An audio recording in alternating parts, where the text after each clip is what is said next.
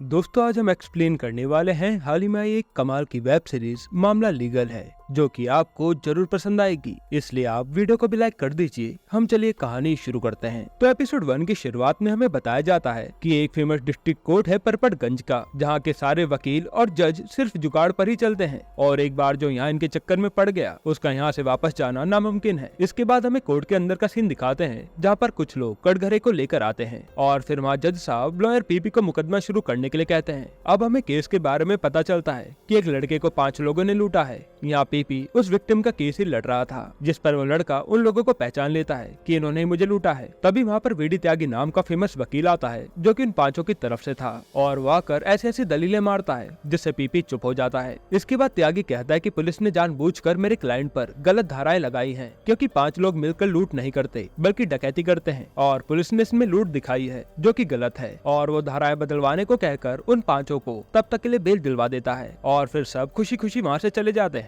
लेकिन त्यागी के अंदाज से हमें समझ आता है कि वो केस को जीतने के लिए किसी भी हद तक जा सकता है। इसके बाद हम देखते हैं कि एक महंगी कार से कोई आता है और वहाँ सारे वकील उसके पीछे पड़ जाते हैं कि इस क्लाइंट को तो मैं ही हैंडल करूंगा, पर उन्हें पता चलता है कि इसमें क्लाइंट नहीं बल्कि एक नई एडवोकेट आई है जिसका नाम अनन्या होता है, लेकिन उसे सब एनी कहकर बुलाते हैं। अब एनी वहाँ से सीधा एडमिन डिपार्टमेंट में जाती है और वहाँ रास्ते में बैठे लोगों को हड़का देती है, क्योंकि वो लोग डिसेबल लोगों की जगह पर बैठे थे। फिर एनी को एडमिन डिपार्टमेंट में विश्वास पांडे मिलता है और वहाँ कोर्ट मैनेजर है। यहाँ एनी की बातों से पता चलता है कि वो यहाँ हार्वर्ड से पढ़ के प्रैक्टिस करने आई है, साथ ही वो पहले से अमीर है, इसलिए उसे पैसों से फर्क नहीं पड़ता। तब विश्वास पूछता है कि आपने किस लॉयर को ज्वाइन किया है। इस पर एनी कहते हैं कि मैं अकेले ही प्रैक्टिस करूंगी और अपना चैम्बर खोलूंगी, जिस पर विश्वास उसे चैम्बर के लिए फॉर्म देता है और कहता है कि जो यहाँ के फेमस वकील त्यागी जी है ना, वही यहाँ का चैम्बर अलॉट करते हैं, लेकिन उसके लिए टाइम लगेगा। पर फिलहाल के लिए एनी को बिना चैम्बर के बैठना था और विश्वास उसे जगह दिखाने चल देता है। फिर हम सुजाता नाम की वकील को देखते हैं, जो कि एक आदमी से केस की बात कर रही थी, और वो आदमी बताता है कि मुझे मेरी बीवी से तलाक चाहिए, क्योंकि सुहागरात के समय वो बिल्कुल भी नहीं शर्माई, जिस पर सब लोग उसका मजाक बनाने लगते हैं।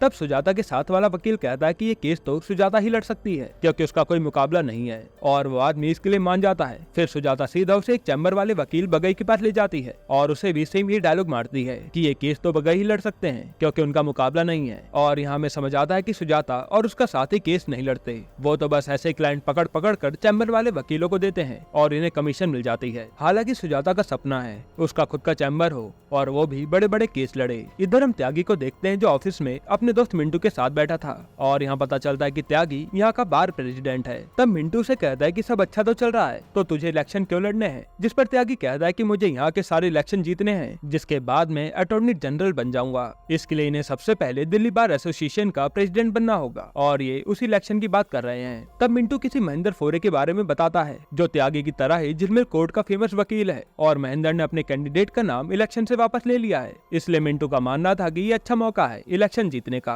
तभी हम मुंशी जी को देखते हैं, जिनकी हर कोई इज्जत करता है, और त्यागी उनकी बातों को भी मानता है। यहाँ त्यागी ने 2 इंटर्न भी रखे हुए थे, जिन्हें वो लॉ एंड ऑर्डर कहकर बुलाता है। फिर त्यागी कहता है कि इलेक्शन जीतने के लिए हमें किसी बड़े आदमी का रिकमेंडेशन चाहिए होगा, और वो है सुप्रीम कोर्ट का जज जेबी वाडिया, जिसे सुनकर सब लोग चौंक जाते हैं कि रिकमेंडेशन लाएगा कैसे। इसके बाद हम मुंशी जी को देखते हैं, जिनके पास सुजाता आती है और कहते कि अभी बगई को 2 लाख रुपए का बकरा देकर आई हूँ, जिसके 20,000 कमीशन तो मिलेंगे ही। तब मुंशी जी उससे कहते हैं कि तू केस क्यों नहीं लड़ती, पर वो कहते कि हमें तो कोई फीस भी नहीं देता, पहले मुझे चैम्बर मिल जाए, इसके बाद में केस लड़ूंगी। तभी वहाँ पर बगई आता है और वो सुजाता को सिर्फ 2,000 रुपए देता है कि तेरे क्लाइंट ने 20,000 रुपए ही दिए थे, जिस पर सुजाता उदास हो जाती है कि इतना सब कुछ करके बस 2,000 रुपए ही आए। इधर हम त्यागी को देखते हैं, जो मिंटू के साथ एक आलीशान होटल में आता है ताकि वो वाडिया से मिलकर उससे रिकमेंडेशन लेटर ले सके, पर वहाँ वाडिया तो उस पर ध्यान ही नहीं देता और वो हाई फाई इंग्लिश में बातें कर रहा था। तब त्यागी सोचता है कोई और तरीका लाना होगा। फिर वो लॉ एंड ऑर्डर को एक आर्टिकल लिखने के लिए कहता है, जो कि वो न्यूज़पेपर में छपवाने वाला था, और ये article proper hi fi English में होना चाहिए। पर लॉ एंड ऑर्डर दोनों को ही ठीक से इंग्लिश आती नहीं थी, इसलिए त्यागी उन्हें खूब सुनाता है। तब मुंशी जी उसे शांत करके कहते हैं कि हम लॉयर नहीं बल्कि एक स्टूडेंट हैं, क्योंकि लॉयर बनने में तो उम्र बीत जाती है। और ये बात जेबी वाडिया के पिताजी ने अपनी किताब में लिखी थी, जो कि त्यागी याद कर लेता है, साथ ही सोचने लगता है कि वो इतनी अच्छी इंग्लिश किससे लिखवाएगा। इसके बाद हम एनी और विश्वास को देखते हैं, जहाँ विश्वास उसकी डेस्क सुजाता के बगल में लगवा देता है। यहाँ सुजाता पूछती है कितनी अमीर हो तो किसी बड़ी फर्म में चली जाती ना, लेकिन एनी कहती है कि नहीं, मैं तो अपने दादाजी पर गई हूँ, मैं अपनी फर्म खुद बनाना चाहती हूँ और मैं गरीब लोगों के केस लड़ूंगी। जिसे सुनते सुजाता चौंक जाती है कि ये कैसी बातें कर रही हो, पैसे कमाना बहुत जरूरी है और मैं तुम्हें बताऊंगी कि पैसे कैसे कमाते हैं। पर एनी मना कर देती है। इस बात से सुजाता को काफी गुस्सा आता है और वो विश्वास से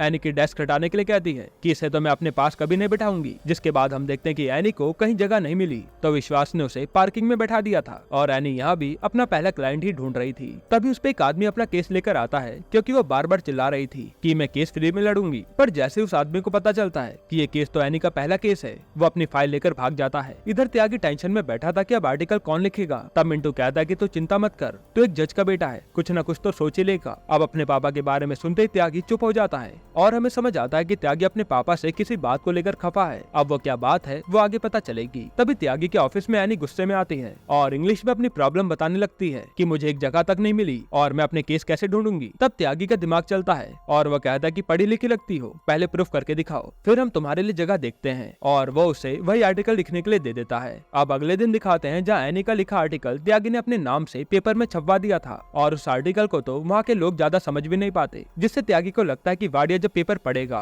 तो इम्प्रेस जरूर होगा। तभी सुजाता आकर उससे कहती है कि एनी को मेरे पास बेंच क्यों दी, जिस पर त्यागी कहता है क्योंकि कुछ दिनों में तुम्हें चैम्बर मिल जाएगा। फिर वो बताता है कि जैसे ही मैं ये इलेक्शन जीतूंगा तुम्हारे पास अपना खुद का चैम्बर होगा और सुजाता खुश हो जाती है। सुजाता को ये भी पता चलता है कि एनी ने आर्टिकल लिखा था, इसलिए उसे जगह मिली है। तब सुजाता वो पेपर लेकर एनी के पास जाती है और एनी उसे देखकर चिढ़ जाती है कि ये तो गलत बात है, मेरा लिखा आर्टिकल अपने नाम से कोई कैसे छपवा सकता है। पर वो कुछ भी कर नहीं पाती। इसके बाद एनी जाकर क्लाइंट ढूंढने लगती है पर उसे अभी भी कोई क्लाइंट नहीं मिलता। इधर हम उसी आदमी को देखते हैं जो सुजाता के पास आता है और कहता है कि मुझे अपना वकील बदलना है, क्योंकि ये बगई ने तो अब तक 3 लाख रुपए ले लिए पर कुछ काम नहीं किया। ये सुनकर सुजाता उदास हो जाती है कि इसने तो मेरी कमीशन तक पूरी नहीं दी। अब यहाँ त्यागी वाडिया से मिलता है जिसका वो इंतजार ही कर रहा था। तब बातों बातों में त्यागी अपने आर्टिकल के बारे में बताता है और उसके पापा की लाइन उसी पे चेप देता है कि हम तो स्टूडेंट हैं, लॉयर बनने में तो उम्र बीत जाती है। ये सुनकर वाडिया इंप्रेस हो जाता है और उसे अपने साथ बैठने के लिए इनवाइट करता है। फिर हम देखते हैं कि अब त्यागी को वाडिया का रिकमेंडेशन लेटर मिल चुका है। यहाँ एनी को एक क्लाइंट मिलता है, लेकिन उसके दूसरे वकील से उसी क्लाइंट को लेकर बहस हो जाती है और वहाँ सुजाता आकर एनी की तरफ से बोलती है। तब एनी को भी समझ आता है कि ये सुजाता इतनी बुरी नहीं है जितनी दिखती है। इसके बाद एनी सुजाता को दीदी कहती है और दोनों में दोस्ती हो जाती है। अब यहाँ मिंटू और त्यागी जब जा रहे होते हैं तब इन्हें पता चलता है कि झिलमिल कोर्ट से महेंद्र ने अपना कैंडिडेट इसलिए निकाला ताकि वो खुद इलेक्शन में खड़ा हो पाए। और इस न्यूज से इन दोनों के ही होश उड़ जाते हैं, क्योंकि महेंद्र और त्यागी दोनों ही बराबरी के लॉयर थे। यहीं पर एपिसोड 1 खत्म होता है। एपिसोड 2 की शुरुआत में त्यागी इलेक्शन में नॉमिनेशन फाइल करने जाता है, जहाँ मिंटू ने पहले से ही उसके लिए जुलूस की तैयारी कर रखी थी कि हम राजाओं की तरह नॉमिनेशन भरेंगे। पर त्यागी मना कर देता है कि नहीं, हम जीतने के बाद ही ये सब करेंगे। इसके बाद त्यागी सीधा काजमी के पास जाकर नॉमिनेशन भर देता है और काजमी साहब कहते हैं कि वाडिया का रिकमेंडेशन मिल गया, आपकी मेहनत से लगता है कि आप ही जीतेंगे। इसके बाद हम महेंद्र को देखते हैं जो कि पूरे धूमधाम के साथ अपना नॉमिनेशन फॉर्म भरने आता है, जिसे देखकर मिंटू कहता है कि ये तो हम भी कर सकते थे। तब उसे महेंद्र मिलता है और स्टाइल में मिंटू की जेब में 2000 रुपए रख देता है, कहता है शगुन है। इसके बाद यहाँ एनी को सुजाता नोटिस बोर्ड के पास बुलाती है और उसे एक नाड़ा देती है। फिर वह नोटिस बोर्ड से एक लिस्ट दिखाती है जिसमें कई सारे केस थे